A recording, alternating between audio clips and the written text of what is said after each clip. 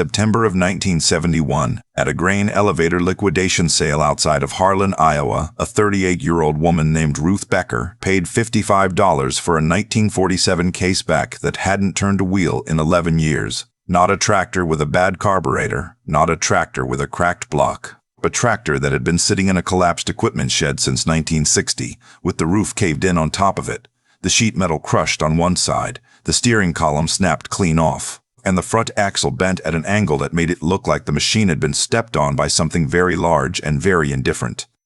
The auctioneer listed it last, the way auctioneers always list the things they're embarrassed to sell. Folks, last item. 1947, case vac. No steering. Bent front end, sheet metal damage. It ran when it was parked, and that was 11 years ago. And I'll tell you honestly, I don't know what ran means in this context anymore. Who give me $20 for the parts?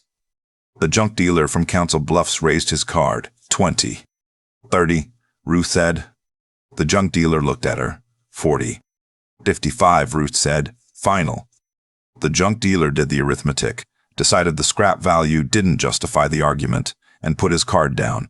Nobody else moved. The auctioneer marked the sale and moved to the next item, which was lunch. Ruth loaded the case onto her flatbed with the help of two men, who didn't say much but looked at each other across the hood in a way that communicated everything they weren't saying out loud. She drove south toward Shelby County, and that was the beginning of a story that most of Harlan wouldn't understand for another 12 years. Let me tell you about Ruth Becker, because none of what comes later makes any sense without knowing who she was before the auction. Ruth was born in 1933 in Shelby County, the second daughter of a man named Harold Fenn, who had come to Iowa from Pennsylvania in 1921 with $30, a machinist's certificate from a trade school in Allentown, and a conviction that good farmland was worth more than anything a factory could pay him to make. Harold bought 40 acres of bottom ground south of Harlan at a price that made his relatives think he'd lost his mind. He hadn't. He'd just done arithmetic they hadn't bothered with. Harold farmed and machined. The farming paid the land note. The machining paid everything else. He had a shop behind the farmhouse with a lathe he bought second-hand from a printing operation in Omaha, a drill press, a bench grinder, and more hand tools than most small-town hardware stores carried. When a neighbor's equipment broke and the dealer wanted 3 weeks and $40 for a part, Harold made it in an afternoon for 8. He was not famous in Shelby County. He was something quieter than famous. He was indispensable. Ruth grew up in that shop the same way other girls grew up in kitchens. By 10, she knew how to file a flat-surface true. By 13, she could read a micrometer. By 16, she had a feel for metal that Harold said couldn't be taught, only developed, and that most men never developed, even if they spent 30 years trying. It wasn't strength. It was attention. Ruth paid attention to metal the way some people pay attention to music, hearing things in it that others walked right past. Harold didn't treat the shop as something separate from the farm or from Ruth's education. He treated it as the center of everything. A farm is a machine, he told her once, standing at the lathe while a part turned. You can either understand the machine or you can be at the mercy of it. Understanding costs time. Mercy costs money. Pick one. Ruth picked understanding.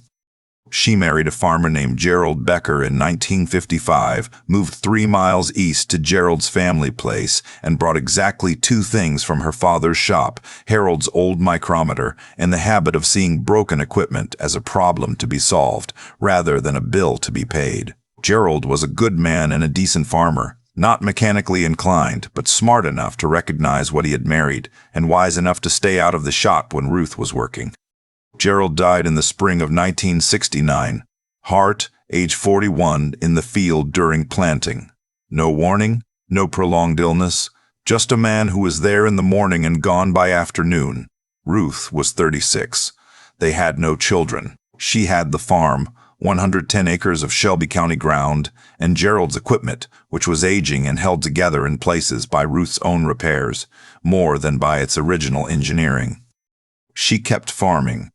That was the first thing everyone said afterward, with varying degrees of admiration and bewilderment. She kept farming. A widow, alone, 110 acres. She hired a neighbor's son for planting and harvest. Everything else she did herself. The case vac she bought at the Harlan auction in 1971 was not her primary tractor. It was something she'd seen and recognized the way a chess player recognizes a position 3 moves before it matters. Let me tell you what Ruth saw in that collapsed case, because it wasn't what the junk dealer saw.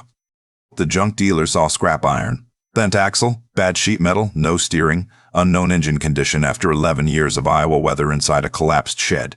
He saw maybe $40 of iron if he was lucky. Ruth saw the case vac frame, which was one of the most underrated small tractor platforms International Case had ever built. Short wheelbase, lightweight, high clearance for cultivating row crops. The vac had been designed for small acreage and truck farming, nimble in ways the bigger tractors weren't. The engine was a Continental F124, 4 cylinders, gasoline, 124 cubic inches, and if it had truly run when parked, it might still be serviceable, or it might be a core for something better. Ruth wasn't sure yet which it was. That was fine. She'd find out. She found out in October after the harvest was in and she had time to look carefully. The engine was not serviceable. 11 years of moisture had done what 11 years of moisture does to cast iron that isn't protected. The bores were pitted. 2 of the valves were seized. The crankshaft journals were corroded beyond safe use. The dealer would have said the engine was a parts core at best. Ruth agreed with that assessment. She had already been thinking past it. 6 weeks before the Harlan auction, Ruth had driven to a farm equipment salvage operation outside of Omaha, Nebraska, a place called Stinson Brothers that bought dead equipment from 3 states and resold parts. She'd been looking for a specific engine, not for the case. She didn't own the case yet, but for a conversion she'd been planning in her head for 2 years. What she was looking for was a Wisconsin VH4D, a 4-cylinder air-cooled engine, 36 horsepower, originally built for industrial equipment, stationary generators, and utility vehicles. The VH4D was air-cooled, which meant no radiator, no coolant, no freeze risk in Iowa winters, which were not gentle. It was also a known engine in the agricultural Midwest because Wisconsin engines had been used in everything from irrigation pumps to grain augers, and parts were available at any decent farm supply. You could get a Wisconsin VH4D rebuilt for less than $100 in 1971 if you found the right core. Ruth found hers at Stinson Brothers. It was sitting on a pallet, removed from a dead road grader, tagged as tested and compression good. She paid $65. Then she went to the Harlan auction and paid $55 for the case. The frame, which was what she'd actually been buying, cost $55. The engine cost $65, $120 total, before parts and fabrication. A new Case 470, the current comparable small tractor from the case dealer in Harlan, was listed at $4,800. Ruth started work in November. The Wisconsin BH4D did not fit the case vacancy. This was expected. It fit nothing by default. It was an industrial engine that had never been designed to mount in a farm tractor of any make. The bell housing bolt pattern was wrong. The engine mounting feet were in the wrong positions. The crankshaft centerline was at a different height than the VAC's transmission input. The cooling airflow required clearance that the original hood didn't have. None of this surprised Ruth. She had drawn the adapter drawings by hand on graph paper the previous winter, working from measurements she'd taken off a similar vac at the Stinson yard and dimensions from the Wisconsin service manual she'd ordered from a parts house in Des Moines. She knew the gaps before she started. Knowing the gaps was how you closed them. She started with the engine mounts, fabricating new frame brackets from 3/8 plate steel that repositioned the engine 2.5 inches lower and 1 inch forward of where the Continental had sat. This put the Wisconsin crankshaft centerline within a 1/4 inch of the VAC's transmission input shaft, close enough that a custom drive shaft coupler could bridge the difference without creating a destructive angle. The coupler was the most precise part of the job. Ruth made it on Harold's old lathe, which she'd moved to the Becker farm when Harold died in 1967. 14 inches long, bored to fit the Wisconsin crankshaft taper on one end and the VAC clutch shaft diameter on the other, with a rubber isolation element in the middle that Ruth salvaged from a worn but serviceable truck drive shaft U-joint. The rubber isolation was her own addition, not in any conversion manual because no conversion manual existed. She added it because she knew the Wisconsin's power pulses at low RPM were harder than the Continentals had been, and she didn't want that impulse load going straight into the VAC's original gearbox without damping. Her father would have done the same thing. He would have thought about the load path, identified the weakest link, and protected it before it failed. That was the machinist's way of thinking, not fixing problems but anticipating them. The cooling airflow was the other major challenge.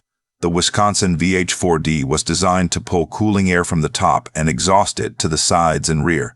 The case hood, designed for a liquid-cooled engine with a front-mounted radiator, pulled air from the front grille. Ruth cut the front grille section out entirely, fabricated a sheet metal shroud that directed airflow from both sides of the hood down over the Wisconsin's cooling fins, and welded the assembly herself. The result looked unusual from the front. The grille opening was blanked off, and the side vents were larger than original. But it worked, which was the only standard Ruth applied.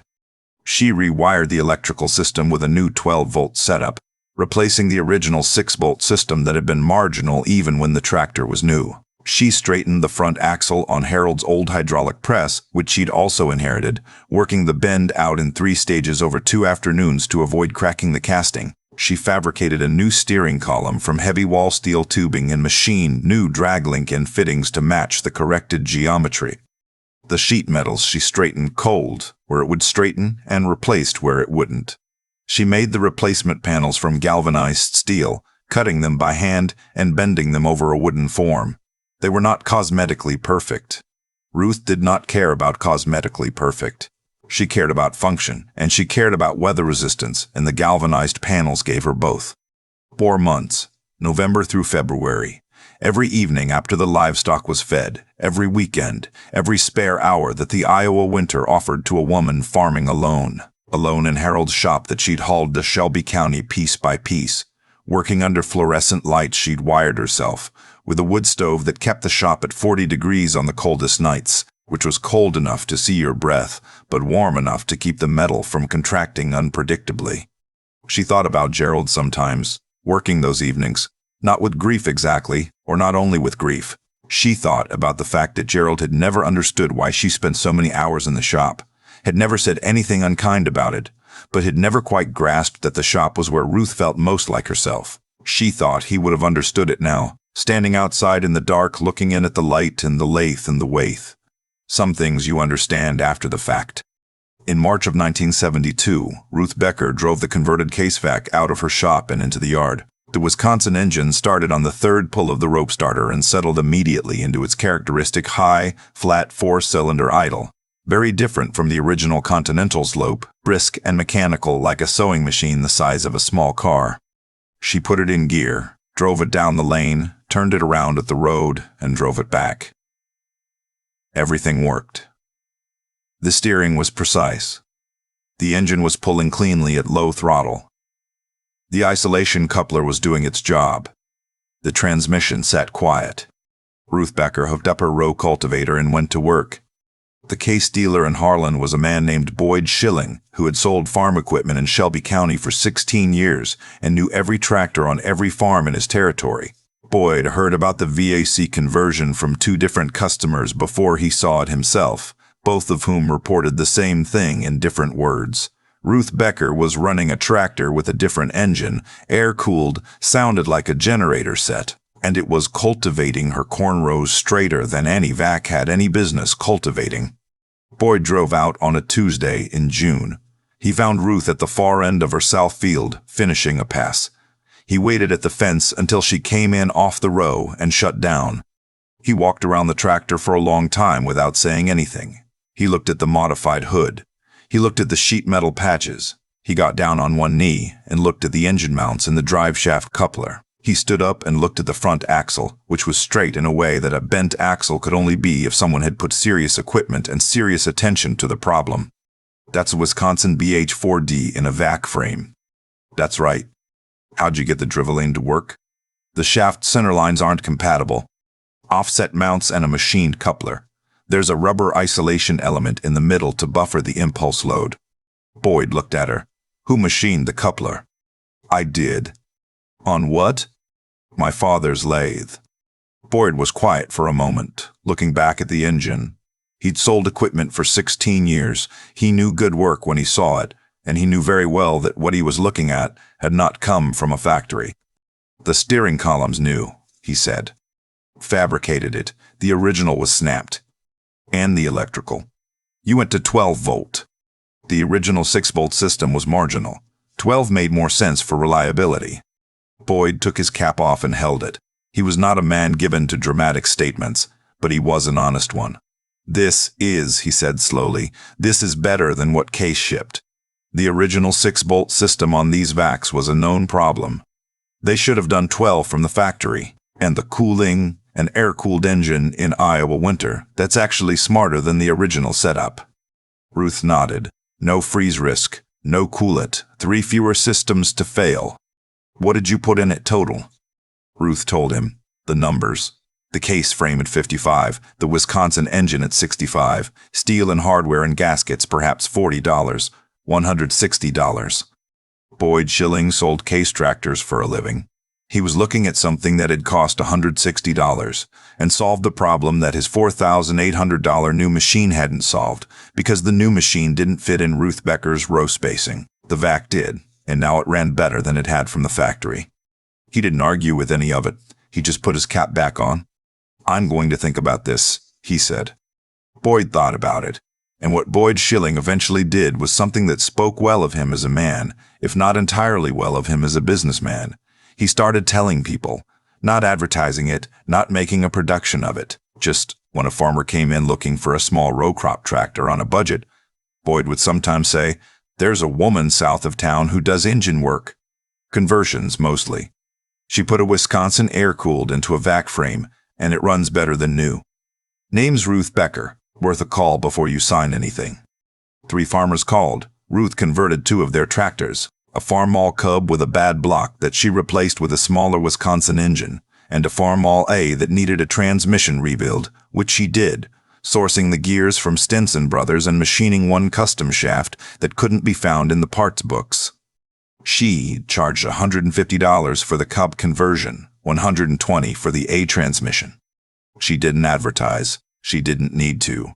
In Shelby County, Iowa, in the 1970s, if you did good work at an honest price, the work found you. Farmers talked. They talked at the elevator, at the co-op, at the implement dealer, at church on Sunday. Ruth Becker does good machine work. Ruth Becker fixed Harmon's Farmall for what the dealer wanted just for the diagnostic. Ruth Becker's own tractor is a converted Vacquo that starts at 15 below when the neighbor's diesel won't turn over. The last part was true. The Wisconsin air-cooled engine in the vac frame started in temperatures that defeated every liquid-cooled tractor in the county. Ruth didn't heat her shop overnight. She walked out in the morning in January, pulled the rope twice, and went to work while her neighbors were inside waiting for their block heaters to do something. She charged for this reputation in the only currency she wanted, which was low overhead and no debt. Her costs were nearly nothing. The farm was paid for. The shop was paid for. The converted VOC had no payments. The machine work she did for neighbors was mostly materials, and materials came cheap if you knew where to look and were willing to drive to Omaha or wait for the right surplus sale. She grew corn and soybeans on the 110 acres, modest yields on ground that wasn't exceptional, but without the equipment debt and input costs that were bleeding the larger operations dry. The modest yields generated real margin. She put away money quietly. $4,000 a year in the early 1970s, $5,000 after the 1974 crop. The machine work added another $2,000 to $3,000 annually. No loans, no operating credit, cash for inputs in the spring, cash from the elevator in the fall. By 1978, she had $42,000 in a savings account in Harlan. Then came 1979 and the years after it, which anyone who farmed in the Midwest knows the way soldiers know certain years. Interest rates climbed through 1980 and kept climbing, 18% by 1981. The farmers who had expanded in the boom years, buying land on credit at 1977 prices, taking out operating loans to buy new equipment, building hog confinements with borrowed money, found themselves upside down in ways that arithmetic could not fix. Land values dropped. Commodity prices dropped. The operating costs didn't drop. The loan payments didn't drop. Shelby County lost 7 farms between 1980 and 1985. Not 7 families who had to sell and rent elsewhere. 7 families who lost everything, the land, the equipment, the houses, all of it going back to the banks that had encouraged them to borrow in the first place. Ruth's costs didn't change.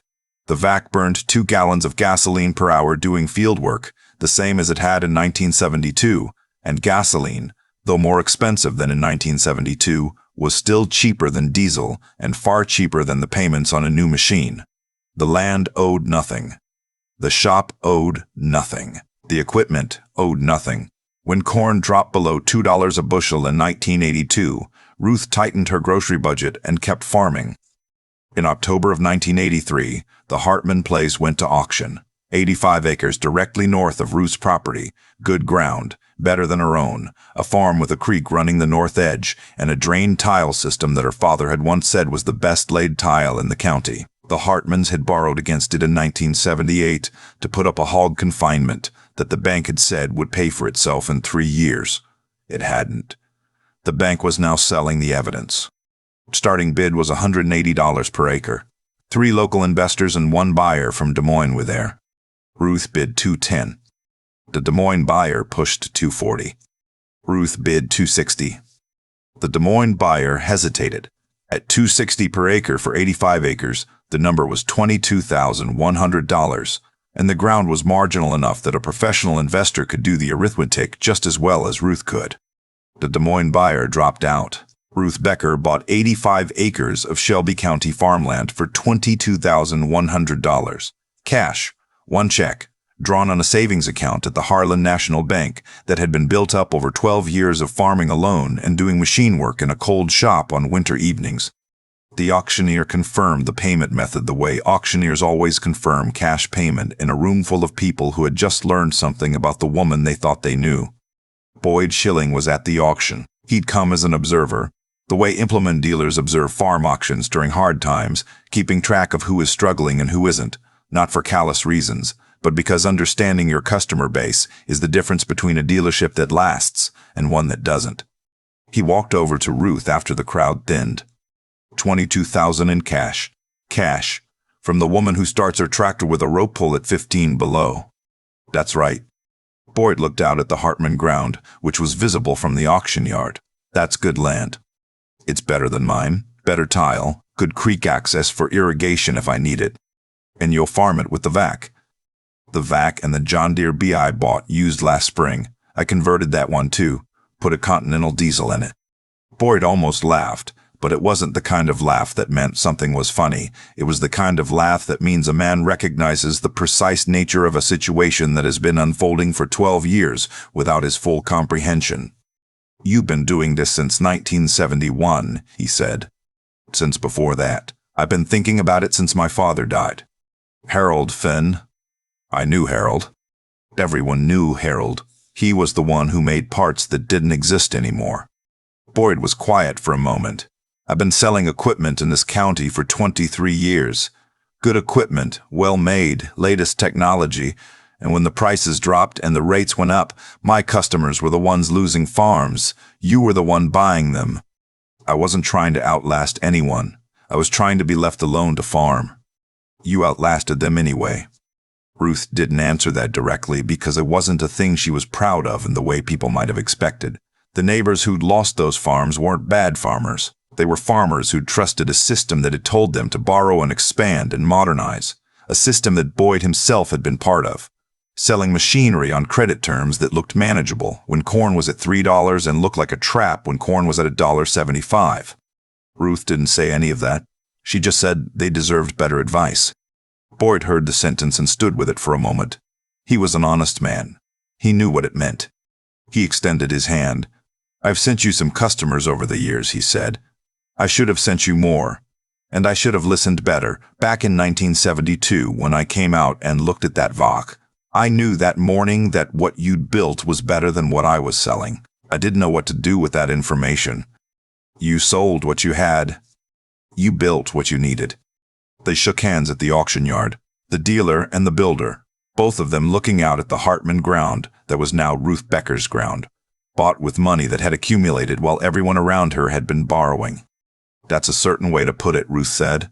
My father used to say something similar. He'd say, "Understand the machine or be at the mercy of it." I always thought he meant tractors. I was about 40 years old before I understood he also meant banks. Let me tell you how the story continues, because there's a part of it that Harold Fenn would have recognized. Ruth farmed the combined 195 acres through the 1980s and into the 1990s. The converted vac was joined by 2 other shop-built conversions and 1 purchased used machine that she immediately modified. None of it was new. All of it ran. In 1991, Ruth's niece Karen came to live on the farm after Karen's own marriage ended badly, and she needed a place to land. Karen was 32 and had grown up helping her own father, Ruth's brother, with car repairs in the garage, so she was not afraid of tools. What she didn't know, Ruth taught her. The lathe first, because the lathe required the most patience, and patience was the foundation of everything else. Then the milling machine that Ruth had purchased from a retiring machinist in 1984. Then welding, layout, measurement, the whole progression that Harold had given Ruth and that Ruth now gave Karen. Karen stayed. That was not guaranteed at the beginning, but it became clear by the end of the 2nd year that she was staying because she had found in the shop the same thing Ruth had found in it. A way of meeting the world that was direct and honest, and produced results you could see and touch and measure. The vac is still running.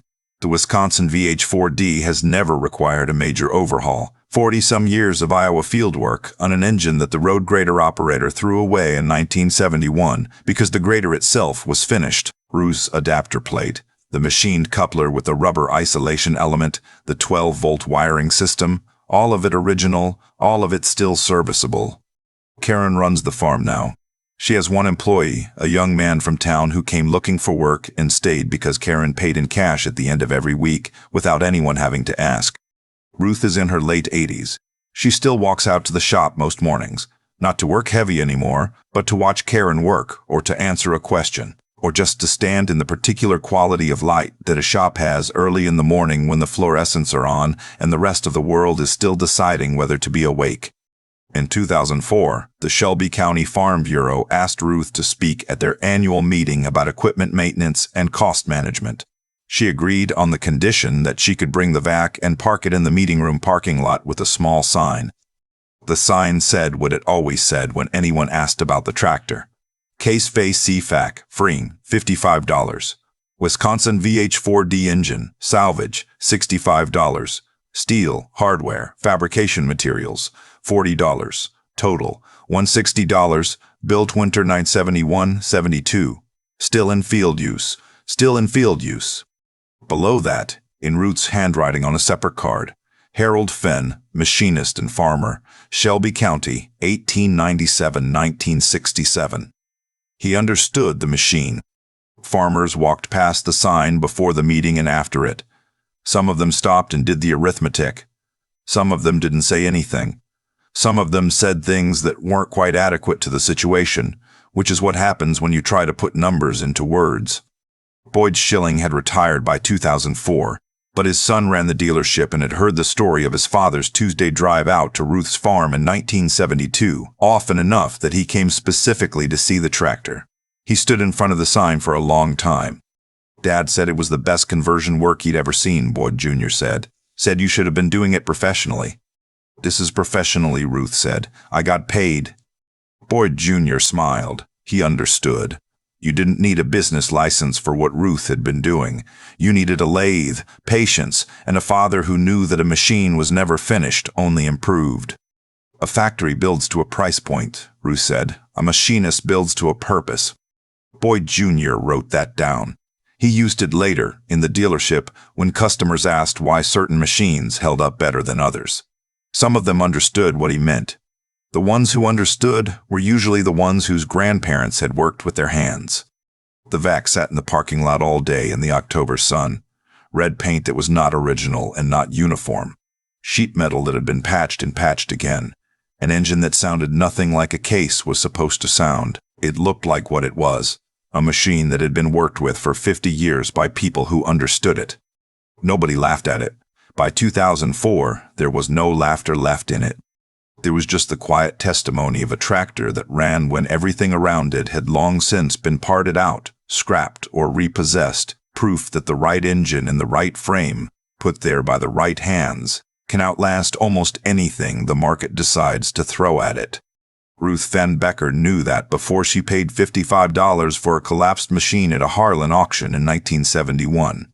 She had learned it from a man who learned it in a machine shop in Pennsylvania before she was born. And now Karen knows it, and the young man from town is starting to know it, and on certain mornings when the shop light comes on and the lathe is turning and the smell of cutting oil reaches the farmhouse, it feels like the knowledge is in no danger of being lost. That's what $160 can buy, if the right person is doing the buying. I keep thinking about that sign Ruth made for the county fair parking lot. Not the tractor itself, though the tractor is remarkable enough.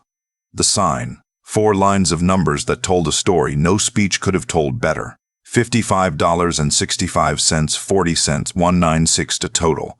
50 years of field work, still running. What strikes me is that Ruth didn't make that sign to prove anything to the people who had laughed. She made it because she believed the numbers were honest, and honest things deserve to be said plainly. That's a kind of integrity that's harder to maintain than it sounds. Most of us, when we've been doubted and dismissed for a decade, want the moment of vindication to feel like vindication. We want the other person to know they were wrong. Ruth just wanted the record to be accurate. That's the first thing I take from her story. The way she conducted herself, toward Boyd Schilling, toward the neighbors who had struggled, toward the whole county that had watched her without understanding what it was watching, was never about settling scores. When Boyd said he should have sent her more customers, she didn't accept the apology with satisfaction. She said they deserved better advice. She turned it outward, toward the people who had been hurt by the same system Boyd had been part of. That's not a small thing. That's a person who has genuinely decided that being right matters less than being fair. The second thing I take from Ruth is about how she thought. Harold Fenn didn't just teach her to run a lathe. He taught her to see a machine as a system of problems, each one solvable if you understand it clearly enough. Ruth applied that same thinking to everything. The tractor, yes, but also the farm finances, the land decisions, the crisis years when everyone around her was drowning. She never panicked because she had already done the arithmetic. She knew what her costs were. She knew what her debt was, which was nothing. She knew what the ground was worth and what it would still be worth when the prices came back. Clear thinking, done before the emergency arrives, is what looks like luck from the outside. And the third thing, the one I find hardest to explain but most important, is the sustained effort over time. Not the dramatic kind of persistence, not gritting your teeth through one terrible moment. The quiet kind, every November through February for years, going out to a cold shop after chores, working under fluorescent lights, alone, building something that nobody around her could fully see the value of yet. That kind of endurance doesn't come from willpower alone. It comes from knowing at the deepest level that the work is worth doing. Ruth knew. Harold had shown her. And she showed Karen, who is showing someone else now. Causes produce effects. Ruth's choices, made quietly over decades, produced a farm that survived what broke its neighbors, a tractor that outlasted machines costing 40 times as much, and a knowledge that is still being passed from hand to hand in a Shelby County shop on winter mornings. $160 and a lifetime of paying attention. That's what it cost. That's what it's worth.